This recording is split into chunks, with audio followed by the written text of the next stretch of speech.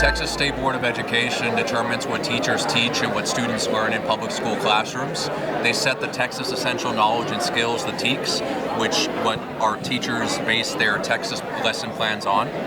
They also determine what goes in our textbooks. Texas has an outsized influence on our textbook market, and our textbooks get used nationally. We also determine what are the graduation requirements of our high schools.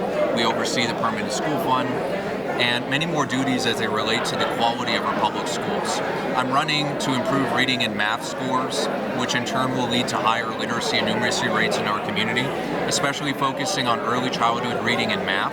I'm against our Bluebonnet Learning state-developed curriculum, which I think is a step backwards to preparing students to do math effectively and reading and writing effectively.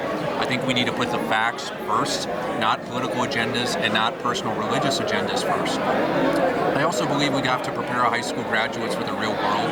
I want to work with Democrats and Republicans at the legislature to move away from high-stakes testing.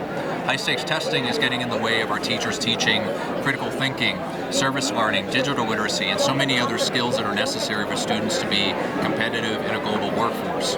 And thirdly, I want to fight for our public schools, both at the State Board of Education and alongside our legislature, to make sure that our lawmakers are always putting public schools first. I'm against our school voucher program because I believe it'll leave too many students behind.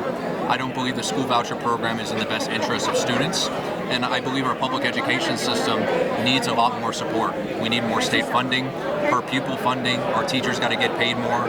Our facilities are outdated, especially here in the Valley. We have so many schools that are putting up for bonds and bonds are failing. Our schools are making do with less, and we need more help from our state. So I'll be a loud advocate for our public schools at the legislature as well. What are you hearing from the voters as you go around your very big district? I have a 14-county district, and I get some pretty diverse opinions, but universally what I hear is that public schools are suffering. A lot of folks believe in their public schools. They want to see them succeed. They hate to see teachers leave the profession. They hate to see students get burned out by over-prepping for the STAR test. They hate to see graduates enter the workforce and they're not really prepared to do skill-based learning and skill-based applications on the job. So what I want to do is make sure our schools are working for the reality we live in. We shouldn't be preparing students to pass the STAR test. We should be preparing them to be successful in trade school, in college, in the workforce, or in the military. We should make sure our students are reading and writing and doing math effectively before we pass them on to the 4th grade. And so many more issues that relate to local issues about higher quality education being a necessity in the 21st century. Too often students will come home and they get on their screens and they see that they can get an education, but it's not high quality, or they don't know how to assess information that's going on in front of them. And it's disappointing that schools are having to pick up the slack of so many other factors at play. So many schools are now making sure students are well fed because programs outside of schools are not being able to feed students. Students are relying on schools for much more than education. And if we don't fund our public schools effectively, our free lunch and free breakfast programs will suffer. Students won't be able to get good transportation to and from school.